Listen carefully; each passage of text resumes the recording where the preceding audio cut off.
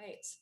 So as Noah mentioned, the purpose of this session is really to talk about how you can accelerate your sales through fast shipping. So any questions that you have, feel free to throw them in the Q&A area in Zoom, and then we can go through and address them at the end.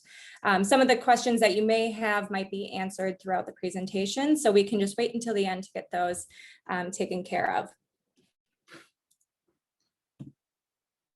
So starting out with an introduction on who I am and the company that I'm coming from, which is Deliverr. So as Noah mentioned, my name is Megan Bravender. I am an account executive on our mid-market enterprise team. So I've spent my entire career in retail and e-commerce, whether that's B2B order fulfillment through EDI connections, selling SaaS software, as well as now at Deliverr doing fulfillment technology solutions. So Deliverr is growing really fast, so I've had multiple roles, starting out working with marketplace merchants, getting them set up on Walmart and eBay, and then moving over onto our website team, which focuses specifically on maybe Shopify or big commerce merchants, getting them set up and running with Deliverr fast tags, improving the value, which is what I'm still doing now on our mid-market enterprise team. So I get to work with some really cool partners and merchants that make up our largest volume companies. So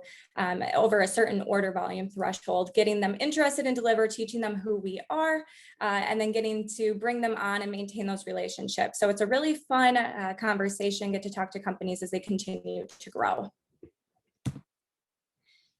So a little bit about Deliverr. We are an FBA-like fulfillment model. Essentially, we have a warehouse network of 50 warehouse locations across the country. What companies and merchants do, well, they'll send their inventory into our warehouse network. We disperse them across the country, getting them closer to the end buyer. Our mission is to be able to do this for companies that are doing maybe one order a month, all the way to companies that are doing 10,000 orders a day during peak season. We want to make sure that everybody understands that fast and affordable fulfillment can be provided regardless of your size. So that goes to the first point. I mean, we focus on fast and affordable fulfillment. Again, we use last mile delivery, which is how we're able to keep those costs down. We started in Walmart marketplaces, was kind of where we got our footing 3.5 years ago, but we've since then become inherently multi or omni-channel. We have direct integrations into the 4 channels below, as well as a number of other marketplaces, website platforms, listing tools, and now working our way into ERPs as well through partnerships and integrations. Through these direct API integrations, we're able to give back information on where your buyers are located, where your sales are coming from, insights into what product should be placed where, while working on an algorithm, while still bringing back order information, tracking information, and inventory information back into those channels. So you can look at us as that single unified channel partner outside of Amazon FBA. So I'll get into it a little bit later, but Amazon has just really set the standard for e-commerce and for orders. Deliverr saw that there was a gap, which is why we wanted to create a very similar model and solution to bring that familiar and comfortable shopping experience onto other sites. So we have those direct integrations, and you can think about us as a consolidated or a funnel for your e-commerce orders, all the way up to your ads with Instagram, Facebook, and Google, bringing that traffic and those clicks onto those shops or on those sites, and then ultimately back to Deliverr, where we pick, pack, ship, and then deliver the order on your behalf.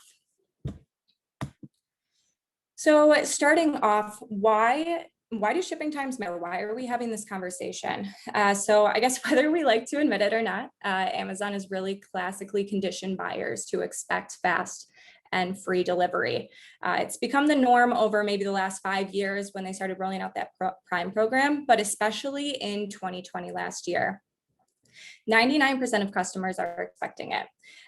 Consumers are expecting it, they're wanting it, and they're needing it. And if they get to the end of the checkout process on your site and see that they have to pay maybe an additional $3.99 to get their item in anywhere from 3 to 7 standard business days, they're going to leave that cart and they're going to go to another competitor or Amazon to get it faster because it's very important to them.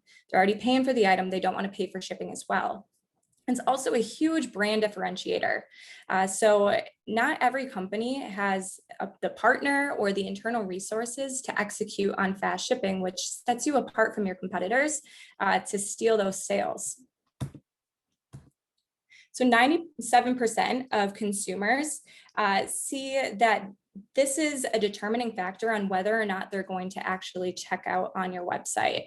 46% of consumers are expecting it. This is from 2019, so I would bet $100 that this is way more in 2021 after what we've been going through. And then 29% of consumers have left, going back to that cart abandonment, they have left a purchase because they can't get that item fast and they can't get it free. So they're going to go somewhere else, leave that cart abandoned and purchase from a competitor or Amazon. So there's two different ways of really looking at fulfillment. There's hub and spoke versus spoke and spoke. And you'll hear me talk about them as traditional 3PLs versus an outsourced 3PL or a warehouse network model. So hub and spoke, this is that traditional kind of when you think about physical warehouse locations. Usually you'll have a warehouse location on the East Coast, on the West Coast, maybe one in the center of the country. These are owned and operated by those 3PL companies. That's where your inventory is stored from, and that's where it's shipped at all times. Then there's spoke and spoke. This is a way of fulfillment that uses multiple warehouses to get inventory dispersed across the country. This is the model that Amazon and also Deliverr runs on, focusing on last mile delivery. So there's going to be pros and cons to each model, right? So hub and spoke usually means that this is great for companies that are customized. So you want to have maybe a thank you note, you want to have branded packaging, you need to have a packing slip, maybe assembly and kitting, like those subscription boxes are a great example of this. So it's a very hands-on model, but because of this, it's going to increase shipping times. And if an order needs to be going out faster or get expedited, it's going to be pretty costly. The spoke to spoke model, it is set up and designed to execute on fast shipping times. So your inventory, again, it's been dispersed across the country. It's getting it closer to your buyer, but this is leaving little to no room for customization. So your inventory is in multiple locations. There is not a huge hands-on model where you're able to do the same customized kitting or packaging because your order is getting out the door so fast because your buyer is being promised next day or 2-day delivery. So you're introducing a 3PL into your business. Maybe you're doing it in-house or you're doing it one model and you're looking at a different way of doing it. There's a few reasons why a company would switch over to a third-party logistics company. These companies handle inventory management, warehousing, and fulfillment. When you switch over to a 3PL, you're able to take advantage of that spoke-to-spoke model. So it is easier to do an in-house model with a traditional warehouse where you're owning that one location, maybe it's out of the same office and you're able to fulfill the orders from there. But when you're looking at diversifying your warehouse network and really getting your inventory spread across, it's going to be costly because that's a lot of physical location and a lot of tech stack. So you're able to use a 3PL to outsource that to keep those traditional costs down. It's also going to decrease your overall shipping times because they are focusing, your 3PL is focusing on one thing, and that is getting your orders out and fulfilled for your business, which is allowing you to free up your business resources and overhead, allocating your resources to growing your business and maybe growing your team. So different aspects to consider when you're switching to a 3PL. You want to think about how their technology integrates into your existing tech stack. What processes do you have set up? Are they using their own WMS? Is it a EDI, is it an API integration? What information do they provide and how is that communicated back into your existing process? You want to understand if maybe they're doing the implementation or if you're doing the implementation on their behalf. And then really how long is that going to take? How much lag time is there going to be between switching over and setting up and actually getting running with your 3PL? Another is how many warehouses do they utilize and have in their network? What model are they? Are they that traditional 3PL or are they an outsourced warehouse network? And where are their warehouses located? You need to understand where your buyers are located and what's going to fit best for your business. Also, how is your inventory dispersed into their warehouses? Then the final one for this page is how does their pricing work? So it's very common that each 3PL is going to have a different pricing model and structure, again, based on their model and how they're fulfilling orders. Some are charging you a setup cost. Some are charging you an inbound fee, a receiving fee. You might have to be paying for each order, whether it's in a specific zone or if they have a fixed fulfillment fee for the entire country. And then you need to know if you're going to be signing a contract. So are you going to be locked into a 1 year or a 5-year term? Are you able to test the product? There's a lot of different components that go into cost. Other aspects are geographical breakdown. So you need to think about where your buyers are located. So say you are a company that is selling winter jackets. You're not going to want to place your inventory in Florida and in California. Yeah, you're on each coast, but your buyers are located in the north, usually in colder climates. So it's going to be pretty pointless to store your inventory across the country and being paying to send the inventory across, getting it to the buyer. Air versus ground. How are you sending it out? When you are offering fast shipping, if you are offering fast shipping, are you going to have to get it on a plane and pay for that transportation? Or are you going to do a ground, which is either going to need to be last mile or it's going to be a slower delivery time? And then scalability during peak times. This one is actually my favorite, and it's what a lot of people don't think when they're going through the evaluation. Now they are starting more. So 2020, it brought a lot of waves in e-commerce last year, especially during peak. Even Amazon had to start putting restrictions on the inventory amounts and frequency of inbounds that were being sent into their network due to capacity. So understanding how quickly and effectively your 3PL can continue to fulfill your orders on time and receive your volume on time is a huge factor that you're going to want to look at when you are going through these different evaluations. So there are specific pitfalls when looking at a 3PL. Again, it's that inability to scale. And this one is huge, and it's going back to that hub and spoke model, right? So these warehouses are owned and operated by the 3PL, which limits capacity to what they have currently. Again, this was a common occurrence last year. We are seeing this a lot in the industry, either restricting, turning away merchants. They just could not get into a physical location fast enough, which was leaving a lot of companies unsure of what they were going to do. They also have a set tech stack or process in place, which makes it harder or maybe a longer transition when they are trying to expand their business and get into these different physical locations. And then lagging shipping speeds. Again, I feel like I'm just pounding this one into the ground, but it is so important to the buyer to have the option for fast delivery and fast, affordable delivery. You're really limited on where your warehouses are located when you are more traditionally 3PL focused. And then last but certainly not least are the 2-day shipping tags. So Amazon kind of set the standard with their Prime badge. It became an indicator and a symbol on their website that that item is going to be fast and free shipping. They have their FBA and they have their FBM programs that merchants and companies can opt into.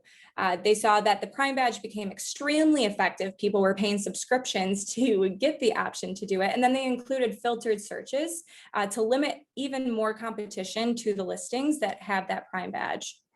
Walmart came in soon with their free 2-day shipping that did a lot of the same things. Again, it was putting less traffic and less noise into the marketplace for these merchants that were able to offer and execute fast 2-day shipping. They have different filtered searches on their website for 2-day shipping, free shipping, pickup in store, fast shipping. So It's getting more traffic to your listing and then beating out a lot of your competitors, which helps you get that buy box. Deliverr has also implemented free 2-day shipping badges on Walmart too for merchants that we work with. We have done the same thing on Shopify. So we came out with a dynamic badge that works very similar to Prime badging that indicates that an item is eligible for fast or free next day 2-day delivery. These badges are based on the IP address of where the buyer is located. Essentially, we work on that spoke to spoke or outsourced model. So we get the inventory close to the buyer and thinking about it as cell phone towers, where these buyers are located and where the inventory is located, they're going to be eligible for free next day delivery. Why this is good for companies and merchants is they're paying less to deliver these because it is last mile, it is a fixed rate, and it is more or less cheaper than what people would think about when they're trying to execute and enter the world of fast and free delivery. Other companies that aren't using Deliverr might have a banner on the top that shows a cart minimum, free shipping over 150, really anything drawing to your website that there is the option for a buyer not to have to pay a shipping fee.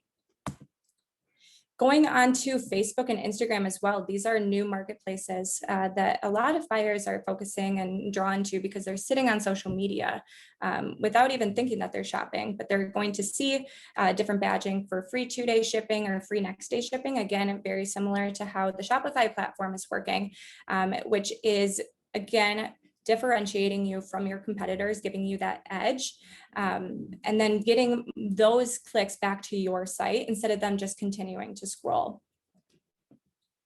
So specifically with Deliverr, we've been able to test these different processes and these 2-day shipping tags through the last year or so. So we have seen that when you have a free 2-day delivery badge on your item on your Shopify site, you can expect to see an increase in sales by 31% just by placing this badge. Again, going on to Google PLAs or your Google listings, advertising for free 2-day or next day, it's anywhere from a 7 to a 21% increase in sales on your Google. Walmart, it's expected 47% increase. Again, it's creating less traffic or more traffic onto your site with less competitors. And then with Facebook and Instagram, this is where it gets a little bit interesting because you're looking at your market spend or your total cost per acquisition. We've been able to prove that when you are placing these badges, you can expect to see your CPA reduced by 50% for 2-day and then 62% reduction in cost per acquisition for next day. And this is on Facebook and Instagram, whether that is on your listings or your shops or on your existing ads and creatives. So I mentioned Google. So when you think about going online or on e-commerce looking for an item, say you want to buy a water bottle, but you don't know a specific brand that you have in mind, you're going to go to Amazon or you're going to go to Google most likely, and you're going to type in travel water bottle or tumbler, and you're going to see the items that pop up either on Amazon or on Google, and then those are the options that you usually purchase and choose from. A lot of the times buyers, again, they're expecting fast delivery, so they're going to be more drawn to the items that have and are advertising for fast delivery. Our specific partner, Pregnate Pregnancy Test, they have implemented these badges, and this is an example of what it looks like live on their site. They have free 2-day or 1-day delivery on their Google listings, which is, again, differentiating them from the competition. When you're looking at specific trials, so Deliverr doesn't have any contracts. So what we're able to do is run different tests to prove our worth to these companies and partners that we're working with. These trials or tests are usually anywhere from 1 to 3 months or 30 to 90 days, depending on what the merchant would request. So this specific partner, they sell protein powder. Before coming to Deliverr, they were doing everything standard shipping. That was their control group for this listing. They were on average paying a fulfillment cost of $5.95, where their total cost per acquisition on the marketing side or on the ad spend was $20, bring that total acquisition or that total sale to $25.95. We tested these fast tags, so 2-day and next day delivery, on that same listing over the next 30 to 90 days. That fulfillment cost, the fixed rate for fulfillment was $8.31. They kept the same marketing or ad spend that they had previously, but saw that the cost per acquisition was actually decreasing because these sales were increasing, which in turn brought that total CPA down by $10 when you're comparing standard shipping to next day shipping. So some key takeaways to think about on how you can accelerate your sales through fast shipping. So again, don't let your company size deter you from evaluating the best fulfillment options. As I mentioned, I've worked with merchants that are doing 1 order a month and merchants that are doing 1,000 orders a day. This is something that is eligible, or should be something that every single fulfillment company or every single merchant is looking at, because this is how you grow your sales. You have to have a clear understanding of what you need in a fulfillment partner. You also want to know what's most important to your buyer. You need to know where your warehouse locations are going to be. You need to understand the shipping speeds and SLAs that are important for you, and also important for your buyers and what your buyers are expecting. And then finally, the capabilities of that 3PL. Are they able to kit? How are they handling additional volume in peak seasons? Are you requiring customization, or do you prioritize fast shipping? How is their technology working for you? Is it easily integrated into your backend, either sales channel, ERP, listing tool? How long is this going to take? What is the timing from signing up to actually them fulfilling your orders? And then finally, you need to see if you can test what your company or your customers want. So look for a partner that can run trials. As I mentioned, Deliverr does it every single day. This is how we prove our value over those 30 to 90 day periods if needed. So think about buying a car. Not everyone wants to buy the car without test driving it first, which is why we believe this is an important factor to consider when you're looking for a partner. So really at the end of the day, consumer expectations have changed. Really not just due to Amazon, but ultimately the new world we are living in here post and during a pandemic. We are way more reliant on e-commerce shopping than ever before. And in order to be competitive in this environment, you need to set yourself apart and differentiate your brand. And the best way to do that is to give the buyers what they want, which is ultimately fast and free delivery. So yeah, I'm excited to answer any questions. That's the PowerPoint presentation that I had. And I'll also be sending out additional information on how you can do this as well after the call. Awesome. Thanks so much, Megan. Of course. Awesome. We definitely have some questions for you in the chat, and definitely encourage everyone to keep posting in the chat. That's Lauren, by the way. His camera was off before. Hi, Lauren. Nice to meet you. So for our first question, I'm going to read it off. It's kind of a long one. I'm considering self-fulfill versus Deliverr or WFS. My products need boxes of various sizes. I self-fulfill using priority mail. Is this an option if you do fulfillment?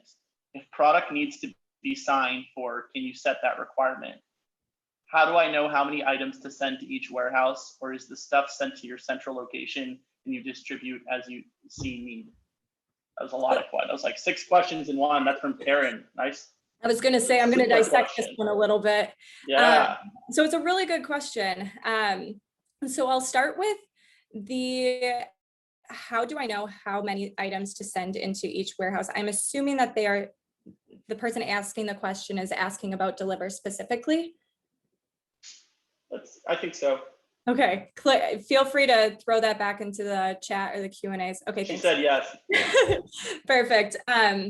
So yeah, as I had mentioned, Deliverr, we don't have any minimums, so you can send as little or as much inventory as you would like. Really, when you're going through the onboarding process, you would pretty much tell your fulfillment specialist, like myself or another rep, the SKUs and then the amount of units that you would be sending in. So Deliverr works on an algorithm basis. Essentially, you tell us what and how much you're sending in, and then the portal disperses it across the country to warehouses that are able to bring in your inventory from a capacity standpoint. Again, where your buyers are located. So thinking about the product that you're selling, different metro hubs, and then it becomes even more intuitive as you send in more inventory. So it takes that data and where your buyers are selling or getting those orders more or less, and sending more inventory to maybe the West Coast or to the East Coast or wherever you're running low on inventory. There are central locations that you can send it. So we have 2 different cross docks, one on the East Coast and one on the West Coast, in New Jersey and in California. You could send all of your inventory there, and then we would disperse it across the country for you, or you can send it directly to the warehouses where your inventory is placed. One focuses more on speed, sending it directly. It's a quicker turnaround time to start filling. And then the other is more cost effective, where you send it to one location and then we forward it for you. The second part, considering self-fulfill versus Deliverr or WFS.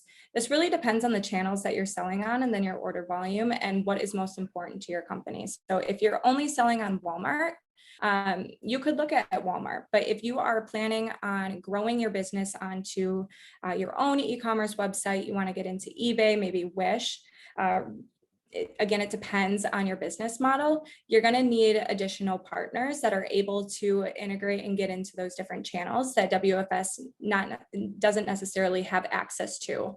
A lot of merchants use Deliverr because they don't want to self-fulfill. They don't want the burden and the cost of fulfilling and being able to try and keep up with consumer demands, which is that fast and free delivery, as I had mentioned earlier. It's just leaving it to the experts in the space. So I don't tell you where to send it, but that is an option. Nope, you don't tell us where to send it. You don't have to worry about doing that data and that digging. We have that information through that algorithm and through our portal, which places it for you. It could be one location and it could be 10 locations on that first shipment, depending on how much inventory you would send in, Karen. Hopefully that answers the question. If the product needs to be signed for, can you set that requirement? We don't take in any items or products that have an age requirement, maybe like alcohol or e-cigarettes that would need signing. So that doesn't typically come up in the conversation. If that's what your product is, I'd be definitely happy to have a conversation with you to see if there are different options and workarounds that we can look into. Yes, of course.